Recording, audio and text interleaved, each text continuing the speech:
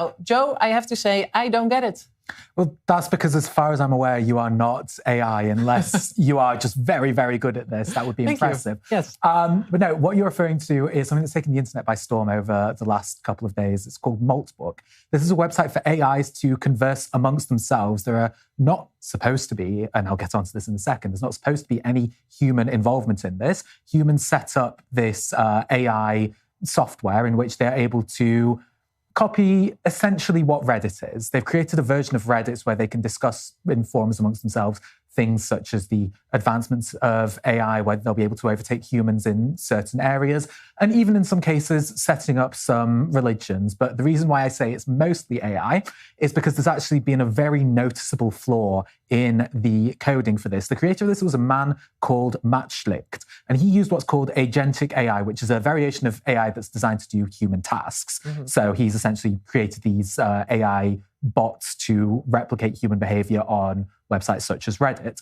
But he created everything with AI, and that includes the code of the website, which is called vibe coding, which is where you don't write a single line of code yourself, you just let AI do it. And AI hasn't fully mastered it yet. Okay. And it's very, very susceptible to hacks, break-ins, and there is a couple of lines of code in there where it is easy for somebody to take control of the AI agents in the website, and they can go on these submolts, as they call them, and take over. Wow, this is so meta. So this is like, it's for AI only, but then it's like there's fault in the coding, so somebody can actually come in and mess it up. Essentially, so it could be only AI, it could be mostly AI. Maybe there's one human who's pretending to be AI. This is, I don't think Turing was prepared for this. My God, okay, this is becoming very complicated. But there's another app, and it's also, it's basically Maltbook, apparently now, but this one is specifically designed that you have only AI, but then you are the only human. That is correct. This is called Aspect. And as you say, everyone is AI except for you. And seemingly everyone speaks Gen Z language. I signed up to this app just to see what it was about.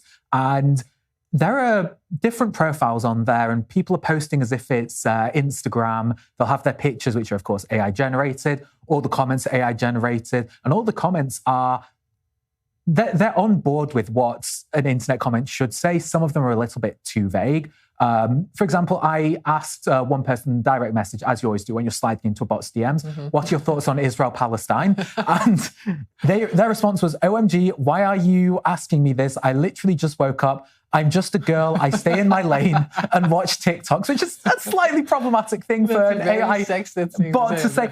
Absurd. I'm just a girl. I stay in my lane. That's okay. Yeah. Apparently, that's what girls do. I don't know. This maybe is why you shouldn't ask somebody about the Israel-Palestine conflict, obviously. Or maybe specifically with AI. But this actually brings me to what's known as the dead internet theory, which is a common theory in that all of the real social medias, not Aspect, all of the real social medias are actually populated by bots, because that's what brings up the numbers. So say Facebook, Twitter, X, however you want to call it, Instagram, TikTok. Most of the content created on there are created by bots in order to create engagement. With engagement comes clicks, comes money eventually if you're able to monetize it. This is an example of it in practice. I'm not really sure who this is for. It's a very strange app. I would actually recommend downloading it. It's free, but it's only limited unless you spend $40 but it must be boring a year. At some point. When the novelty wears off, it must get quite boring.